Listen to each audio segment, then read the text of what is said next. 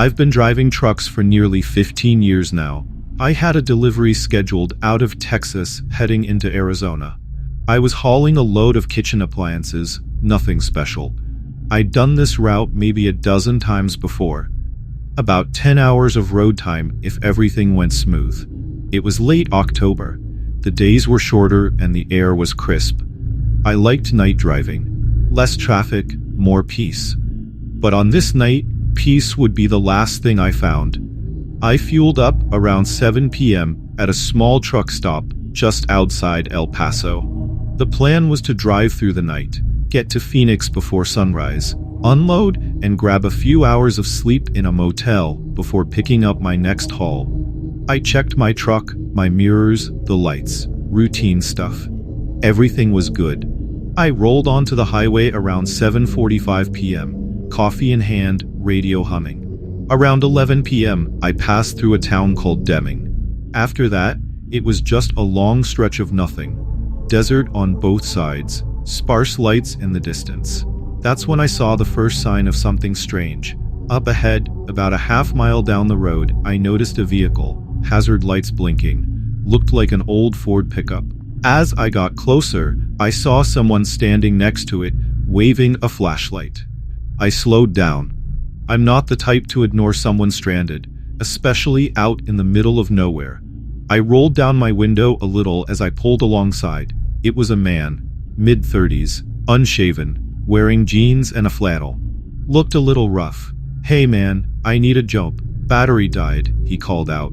I looked at the truck. Hood was up, but something felt off. He didn't seem particularly distressed.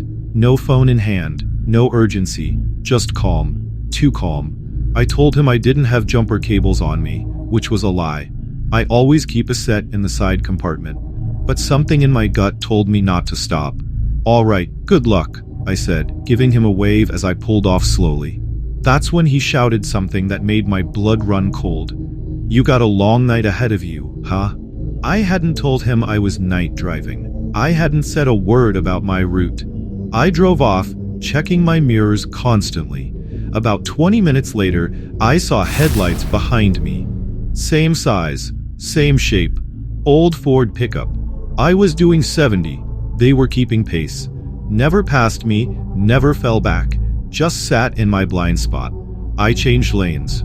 They changed lanes. I slowed down. They slowed down. Now I knew. This wasn't coincidence.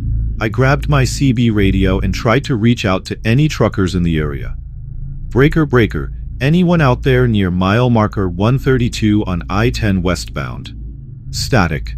Nothing. I checked my phone. 1 bar. I tried calling 911 just in case. Dropped call. I turned the radio off completely. Rolled the window up. All I could hear was the hum of the road and my own heart pounding. It was about midnight when I hit a long, straight stretch of highway. No exits, no turnoffs, just open roads. The truck behind me finally made its move. He sped up and pulled alongside, matching my speed. I looked over. It was the same guy. He was staring dead at me. No smile, no expression, just staring. Then he cut the wheel. He tried to sideswipe me. I jerked the wheel, swerving slightly but keeping control. I leaned on the horn. He fell back, then sped up and tried again. That time I veered hard and nearly lost control of the trailer. He dropped back again. I knew then I wasn't dealing with someone stranded. This guy had followed me, stalked me, and now he was trying to run me off the road. Finally, I saw lights ahead. A small 24-hour gas station. I didn't care how run down it looked. I was pulling in. I hit the brakes hard, turning onto the gravel lot. I jumped out, looking for people. Anyone. There was an older man behind the counter, watching a small TV. I rushed in, breathless. "Call the police. Someone's following me." He tried to hit my truck. The old man nodded slowly like he'd seen this before.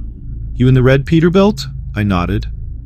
"That guy's been parked across the road a few nights this week. Doesn't buy anything, just sits and watches." He picked up the phone and dialed. I peeked out the window. The pickup was parked across the street. Engine off, lights off, just sitting there, watching. A sheriff deputy showed up 15 minutes later. He went to talk to the man in the truck. But when he got there, the truck was empty. Driver gone. No tracks, no sign of him. The officer stayed with me for a bit while I calmed down. He said there had been similar reports recently, truckers being harassed, followed, run off the road. We think he's targeting drivers hauling solo at night. You're lucky you didn't break down. I didn't sleep for 2 days. When I finally reached Phoenix, I was running on fumes. But what really haunts me isn't the chase. It's what he said that first moment we met. You got a long night ahead of you, huh? It wasn't just a comment. It was a threat. Like he already knew what he had planned. And he was right. It was a long night, and it nearly cost me my life.